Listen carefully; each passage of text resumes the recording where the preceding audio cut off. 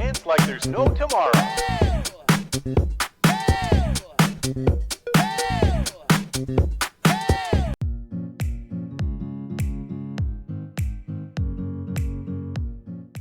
Évidemment qu'il faut être comédien pour être doubleur, parce que, pour une raison très simple que vous allez comprendre, le doublage c'est une technique très précise. Il faut être synchrone avec la bouche de votre personnage en langue étrangère, souvent en américain. Donc non seulement il faut être juste et savoir jouer la comédie, mais il faut respecter le rythme du comédien que vous doublez. Donc oui et 3 fois oui, il faut être comédien.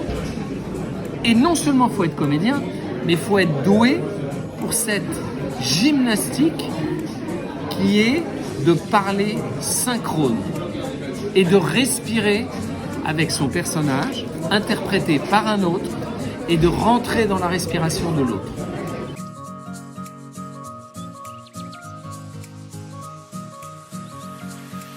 Alors, le milieu du doublage était un milieu très fermé. Quand moi je suis arrivé dans le doublage, les garçons et les filles, les gamins étaient faits par des femmes qui avaient des fois 70 ans, mais qui avaient des voix d'enfants. Mais enfin, ça s'entendait quand même qu'il y avait un petit manque d'innocence. Et j'ai été un des premiers, j'avais 18 ans quand j'ai commencé le doublage, j'ai été un des premiers jeunes à justement faire des voix de mon âge. Et en plus, j'avais la voix très aiguë, j'avais une voix très jeune, donc j'ai fait des gamins. J'ai commencé dans la petite maison dans la prairie avec le rôle d'Albert. C'est avec ça que j'ai commencé. Aujourd'hui, c'est complètement différent. Le métier s'est complètement éclaté, c'est complètement ouvert, tout simplement parce qu'il y a un nombre de programmes à doubler qui est incroyable. Nous, à notre époque, vous imaginez, il y avait quoi? La 1, la 2, la 3. Il y avait la 6, qui s'appelait à l'époque la 6, qui maintenant s'appelle M6. Il y avait la 5, mais elle a disparu entre-temps. Et c'est tout. Aujourd'hui, vous imaginez le nombre de chaînes. Et je passe les plateformes, les Netflix, les Amazon Prime, bon. Donc il y a beaucoup de doublage à faire. Donc le métier s'est extrêmement démocratisé. C'est à mon époque que c'était compliqué de rentrer dans le doublage. Aujourd'hui, vous pouvez passer un casting. Maintenant attention, ça revient à ce que je disais juste avant, il faut être comédien. Moi, il m'est arrivé que certains me disent est-ce que je pourrais passer un essai et tout?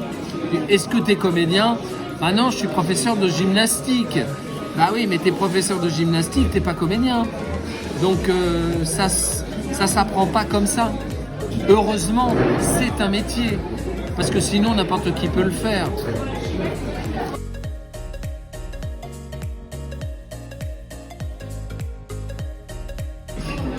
Trouver, et c'est pas facile, un bon cours de comédie.